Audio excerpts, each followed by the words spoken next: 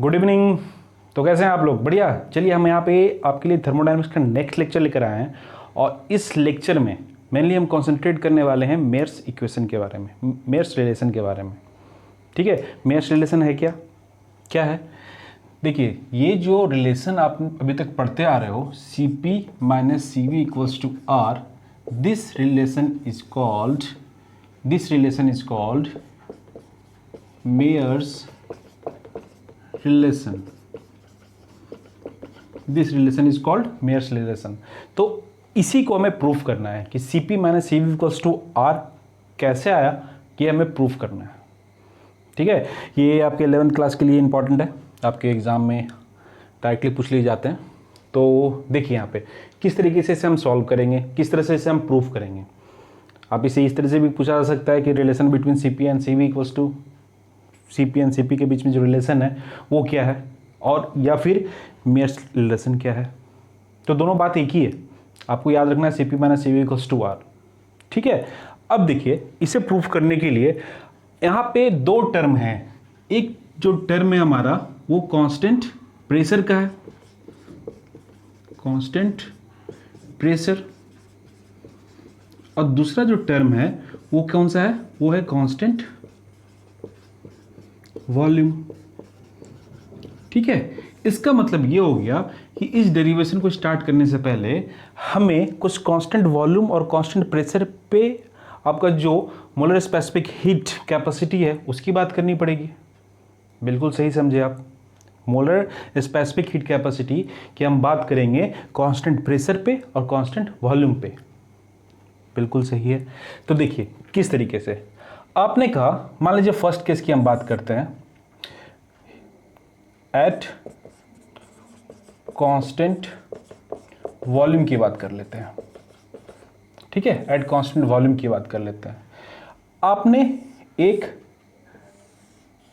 Container लिया, ठीक है, आपने एक कंटेनर लिया। अब इस कंटेनर में आपने गैस दे दिया, गैस भर दिया इसको, और इसे आपने फिक्स कर दिया।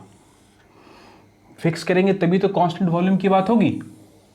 जब इसे फिक्स करेंगे, ये दिस इज फिक्स्ड, तभी तो इसका वॉल्यूम इंक्रीज नहीं करेगा। वॉल्यूम इंक्रीज, यहां से आप इसे हीट दे रहे हो।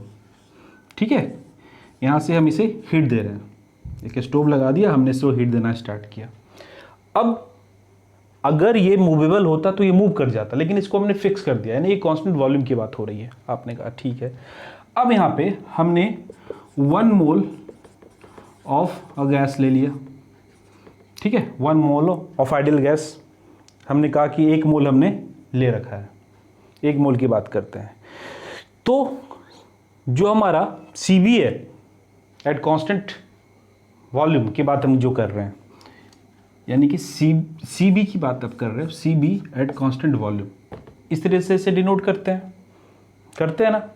आपने कहा ठीक है। तो देखिए यहाँ पे क्या हो रहा है, इसको हीट जब आपने दिया तो del Q equals to N C B delta T. Delta T क्या है कि आपने जो इसे हीट दिया, ये जो हीट दिया आपने, उससे इसका चेंज इन टेम्परेचर जो है वो डेल्टा टी है। टेम्परेचर में चेंज कितना हुआ, डेल्टा टी का, ध्यान से देखने का है। डेल्टा टी से इसका चेंज इन टेम्परेचर हुआ। यहां तक तो क्लियर हो गया। अब देखिए यहाँ पे चूंकि ये जो सिस्टम है वो कांस्टेंट वॉल्यूम का है, तो आपको इतना पता है कि कांस्टेंट वॉल्यूम की अगर हम बात करें तो वहां पे वर्क डन 0 होता है। क्यों होता है? क्योंकि आपके पास जो फॉर्मूला है वर्क डन का, W इक्वल्स टू आप कहते हो P डेल्टा V। जब आपने वॉल्यूम को ही कांस्टेंट रखा है तो इसका मतलब है कि this is work done equals to 0, है ना, वर्क डन इक्वल्स टू 0। इसका मतलब ये हुआ कि according to the first law of thermodynamics, change in internal energy and change in work done. इसका मतलब ये हुआ, ये जो आपने हीट दिया है वो इसकी इंटरनल एनर्जी है, यानी कि आप कह सकते हो this value equals to N C B delta T. यहाँ पे हम 1 मोल की बात कर रहे हैं तो हमने कहा C B delta T, N की जगह पे 1 पुट कर दिया हमने। This is the internal energy. ठीक है, यहाँ तक क्लियर है? अब देखिए यहाँ पे हो क्या रहा है। ये तो आपने बात कर ली कांस्टेंट वॉल्यूम की, ये तो बात कर लिया अपने कांस्टेंट वॉल्यूम की, ठीक है। अब अगर कांस्टेंट प्रेशर की बात करें, अगर इसी केस को हम कांस्टेंट प्रेशर की बात करें, और इसमें क्या किया है आपने, सेकंड केस में क्या किया है आपने, यहाँ पर इसकी ड्राइंग अलग से कर लेते हैं। आपने क्या किया कि एक पिस्टन सिलेंडर अरेंजमेंट बनाया, और इस केस में आपने इसको मूव करने के लिए अलाउ कर दिया। किसको? पिस्टन को। This piston can move, movable है, ठीक है। This piston is movable. अब इसमें आपने सेम आइडियल गैस को फिल करा और मोल, 1 मोल लिया आपने। जिस तरह से 1 मोल आप इस केस में लिया था, वही 1 मोल हमने इस केस में भी लिया। अब देखिए यहाँ पे इस केस में भी आप इसको हीट देते हो, आपने इसे हीट देना स्टार्ट किया, ठीक है। आपने इसे हीट देना स्टार्ट किया। अब क्या होगा, ये तो कांस्टेंट वॉल्यूम का नहीं है ना। अब जब इसे आप हीट दे रहे हो, है ना, जब इसे आप हीट दे रहे हो, तो हीट दे रहे हैं तो क्या होगा, हीट दे रहे हैं तो क्या होगा, अगर मान लीजिए कि ये कंडीशन है, ध्यान से देखिए, अगर ये कंडीशन है, इसमें वॉल्यूम में चेंज नहीं हो रहा है, तो जब इसे हीट दे रहे हो तो इसका मतलब है इसके अंदर का प्रेशर इंक्रीज कर रहा है। लेकिन ये जो केस है वो कौन सा है, कांस्टेंट प्रेशर का केस है। इसका मतलब है कि हमें प्रेशर को कांस्टेंट मेंटेन रखना है। हमें क्या मेंटेन रखना है, प्रेशर को कांस्टेंट। आपने कहा ठीक है, प्रेशर को कांस्टेंट मेंटेन रखना, तो क्या करना पड़ेगा, तो फिर आपको पिस्टन के एक्सपेंशन को अलाउ करना पड़ेगा। बात समझ रहे हो आप? तो क्या होगा, पिस्टन जब ये एक्सपैंड होगा तो मान लो कि इस पोजीशन पे आ गया, ठीक है। ये क्या हो गया हमारा, this is change in volume, ठीक है। इसको बड़ा लिखते हैं, दिख जाए आपको, चेंज इन वॉल्यूम। आपने हीट दिया, हीट देने के बाद इसने क्या किया, प्रेशर को मेंटेन रखने के लिए पिस्टन को का मूवमेंट अलाउ कर दिया कि आप एक्सपेंड कर सकते हो। इसने कहा ठीक है मैं एक्सपेंड कर लेता हूं। तो जब ये एक्सपेंड किया तो इसने अपने प्रेशर को कम कर लिया, मेंटेन कर लिया, क्योंकि ये कांस्टेंट प्रेशर का प्रोसेस है। प्रेशर हमें बढ़ाना है ही नहीं, जो प्रेशर हमारे पास है, यानी कि चेंज इन प्रेशर, इसकी वैल्यू हमेशा 0 आनी चाहिए आपके पास। Pressure final minus pressure initial equals to 0, तभी तो आप कहोगे ना कांस्टेंट प्रेशर का प्रोसेस है, ठीक है। अब यहां पे देखिए, जब इसको आपने अलाउ किया वर्क डन करने, यहाँ ये एक्सपैंड करने के लिए, तो ये कुछ वर्क करेगा पिस्टन यहां से यहां तक जाने में। आप समझ रहे हो ना, आपने पिस्टन को अलाउ कर दिया मूव करने के लिए, यानी कि यहाँ पे work done by the gas हुआ, सिस्टम के द्वारा कुछ काम किया गया। आपने कहा ठीक है। तो अगर यहाँ पे आप इसकी बात करें, किसकी बात करें, कि इसे हीट कितना दिया गया, तो NCP डेल्टा T, यही फॉर्मूला है ना, कांस्टेंट प्रेशर पे CP। आपने कहा ठीक है सर। तो यहाँ पे इसकी वैल्यू जो हो गई 1 पुट कर दिया आपने, तो CP इंटू डेल्टा T। अब देखिए ये जो एक्सपेंशन हुआ ना, जैसे कि आप एक्सपेंशन अगर अलाउ कर रहे हो, एक्सपेंशन आपने अलाउ किया, तो ये क्या किया कि इसने अपने टेम्परेचर को भी ड्रॉप किया। आपको तो इतना पता है कि जब एक्सपैंड होगा तो टेम्परेचर भी कम होगा, लेकिन हमें डेल्टा टी मेंटेन रखना है, तो यानी कि इसका मतलब है इसे कुछ और हीट दिया गया। इसने तो मान लो कि पहले वाले केस में डेल्टा टी मेंटेन कर लिया, जो ये कंडीशन है, इस कंडीशन तक इसने डेल्टा टी मेंटेन कर रखा है। चेंज इन टेम्परेचर इसके और इसके मान लो दोनों बराबर के हैं, इस केस में और इस केस में। लेकिन इसमें क्या किया कि आपने क्या किया, इसको अलाउ किया प्रेशर को कांस्टेंट रखने के लिए इसका एक्सपेंशन। तो जब इसका एक्सपेंशन अलाउ किया तो इसका मतलब है कुछ और इसे हीट दिया गया। बात समझ रहे हैं ना, कुछ इसे और हीट दिया गया, वो हीट जो है यहां से यहां तक इसे वर्क करवा रहा है, ठीक है। इसका मतलब है ये जो आपने हीट दिया है, ये जो हीट दिया है इस टेम्परेचर को मेंटेन करने के लिए, टेम्परेचर डिफरेंस को मेंटेन करने के लिए, इसका मतलब है कि इस केस में इस वाले केस से ज्यादा हीट दिया गया है। क्यों? क्योंकि इसे वर्क भी करना था W equals to P delta V, ठीक है। प्रेशर कांस्टेंट है और ये वॉल्यूम में चेंज हो रहा है, तो ये हमारा वर्क डन हो रहा है, यहां तक क्लियर है? बातें समझ में आ रही है ना? फिर से समझते हैं इसको। इस केस में आपने क्या किया कि इसको हीट दिया, इस केस में आपने कांस्टेंट प्रेशर के केस में आपने इसे हीट दिया, ठीक है ना, यहां से हीट सप्लाई कर रहे हो आप, हीट दे रहे हो इसको। पहले जो इस हीट लेगा वहां से मान लो कि इसने डेल्टा टी यहां तक मेंटेन कर लिया कि भैया ठीक है डेल्टा टी, लेकिन यहां पे क्या हुआ, प्रेशर इंक्रीज हो गया। उस प्रेशर को कांस्टेंट करने के लिए आपने इस पिस्टन के एक्सपेंशन को अलाउ कर दिया। ये पिस्टन जब एक्सपैंड हो रहा है तो इसका मतलब है जब ये एक्सपैंड हो रहा है तो उसका टेम्परेचर भी ड्रॉप हो रहा है, तो फिर क्या करना पड़ेगा, और हीट देना पड़ेगा। वो जो आपने हीट दिया उससे इसने डेल्टा टी वापस से मेंटेन कर लिया, है ना, और वो जो मेंटेन किया वो हमारे पास इतना हीट आपको टोटल देना पड़ा। टोटल हीट कितना देना पड़ेगा, N C P delta T. अब यहां पे हमारा Cp क्यों लिखा, यहां पे Cv क्यों लिखा, ये कांस्टेंट वॉल्यूम का प्रोसेस है भैया, this is the process at constant volume, और ये क्या है, कांस्टेंट प्रेशर। तो आपको इतना पता है कि कांस्टेंट वॉल्यूम के केस में अगर हीट कैलकुलेट कर रहे हो आप, चेंज इन हीट, तो NCV डेल्टा टी फॉर्मूला होगा, कांस्टेंट प्रेशर के केस में कर रहे हो तो ये होगा, ठीक है, ठीक है। अब आपने कहा ठीक है सर। अब देखिए यहां पे क्या हो रहा है, यहां पे क्या हो रहा है, इसको थोड़ा मिटाया जाए। ये बात समझ में आई ना, यहां पे थोड़ा सा सोचो, है ना, थोड़ा सा सोचना है, ज्यादा सोचने की जरूरत नहीं है, आपको चीजें पिक्चर क्लियर हो जाएगी। यहां पे अगर आपने थोड़ा सा सोच लिया तो आप पूरा पिक्चर क्लियर कर लोगे। आपने हीट दिया पहले तो इसने चलो मेंटेन कर लिया डेल्टा टी, लेकिन प्रेशर भी साथ में बढ़ गया।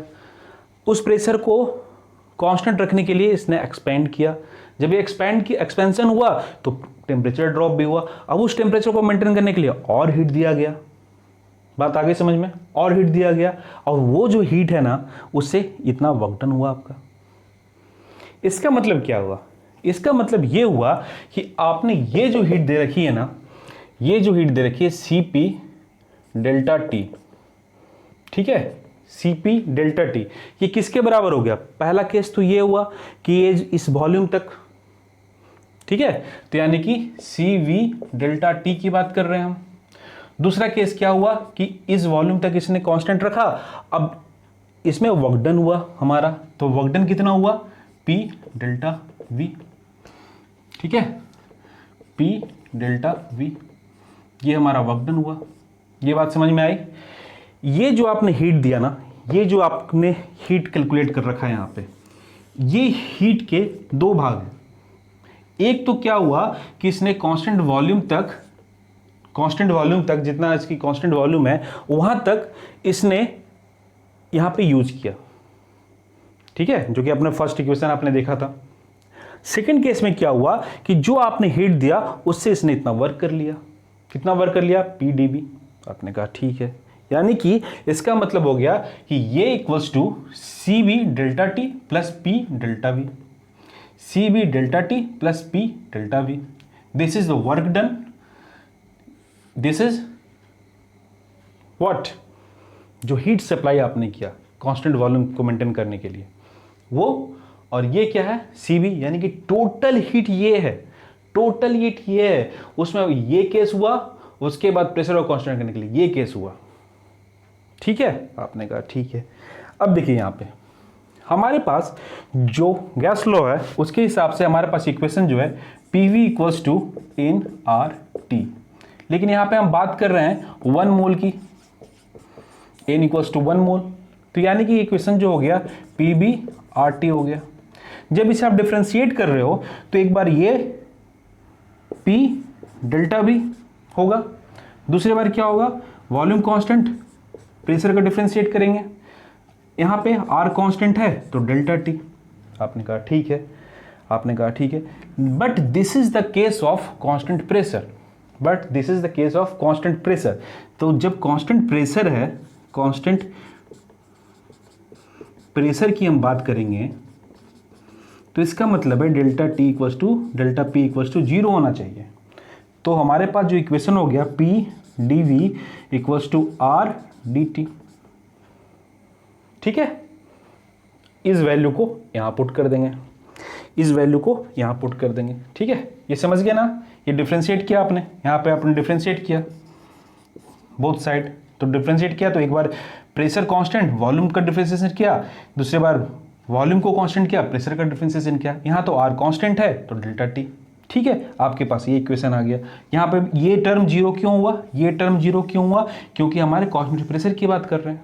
हमने कहा ठीक है, कांस्टेंट प्रेशर की बात कर रहे हैं, तो इसका मतलब ये हुआ कि P delta V equals to R T.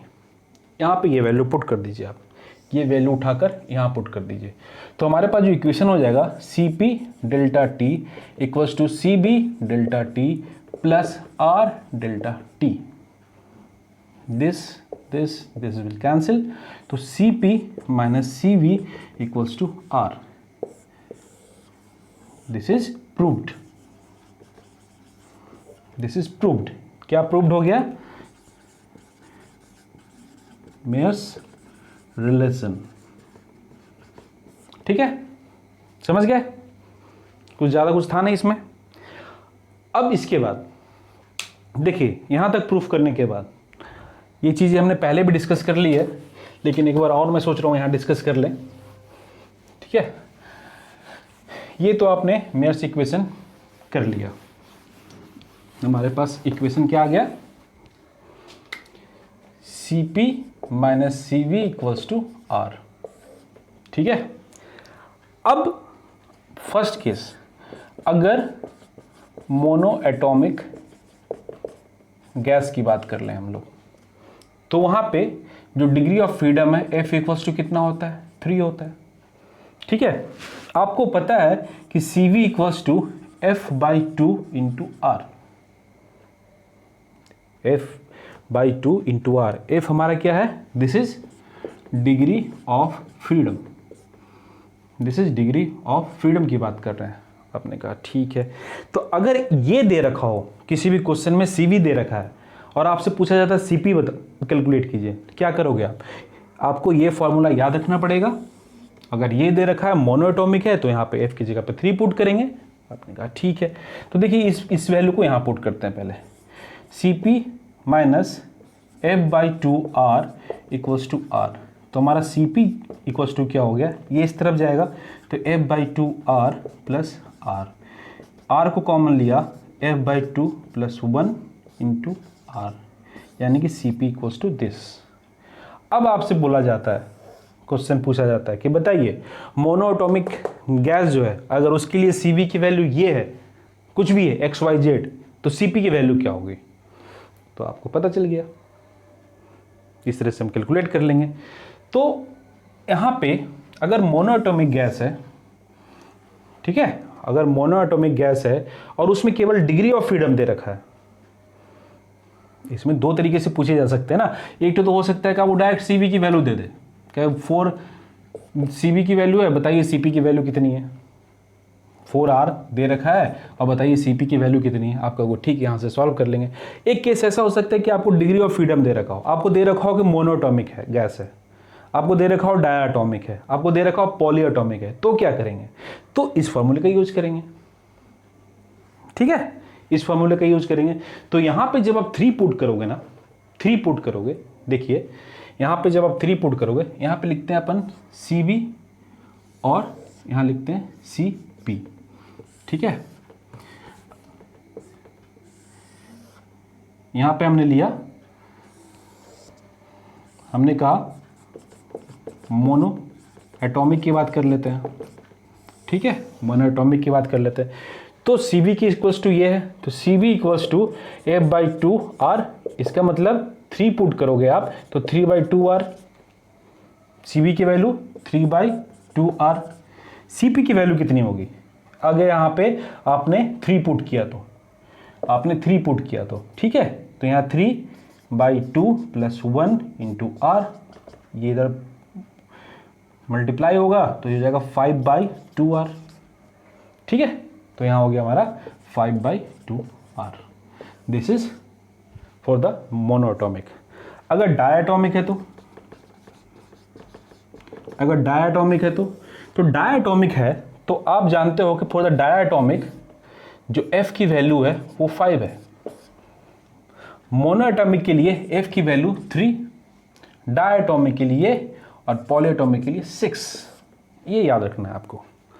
अब यहाँ पे अगर आप 5 पुट करते हो डायटोमिक के लिए तो ये इक्वेशन क्या हो जाएगा 5/2r। तो ये हमारा क्या हो गया Cv की वैल्यू 5/2r। यहाँ पे क्या हो जाएगा, ठीक है, यहाँ पे क्या हो जाएगा, यहाँ पे 5 पुट करोगे तो 5/2 प्लस 1 इंटू r 7/2 ही होगा ना, ये इसके साथ मल्टीप्लाई होगा 5 + 2 7/2। अगर पॉलीएटॉमिक की बात करेंगे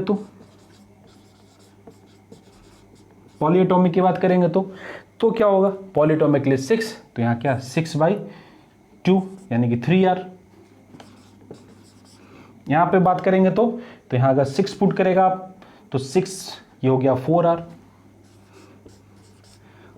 अब इनको देखें, क्या इन दोनों का माइनस सारे केस में r के बराबर आ रहा है। यहाँ पे जो वैल्यू है वो है Cp माइनस Cv, ठीक है, यहाँ पे इस ब्लॉक में क्या इसके बराबर सब आ रहा 5 - 3 2/2r r 5 7 - 5 2/2 r 2 से 2 कैंसिल हो जाएगा ना, r बचेगा। यहाँ पे तो डायरेक्ट दिख रहा 4 - 3 r। हो गया प्रूफ। तो ये आपको याद रखना है, कि मेयर्स इक्वेशन किस तरीके से हम डिराइव करते हैं। अगर मोनोएटॉमिक है तो वहाँ पे f की वैल्यू क्या है, f मतलब डिग्री ऑफ फ्रीडम की बात कर रहे हैं अपन, और अगर डायटोमिक है तो f की वैल्यू 5, पॉलीएटॉमिक है तो f की वैल्यू 6। इस तरीके से हम बता सकते हैं Cp और Cv की वैल्यू बारी बारी से कितना कितना होगा। ठीक है, तो आज के लिए इतना ही, नेक्स्ट लेक्चर में मिलते हैं।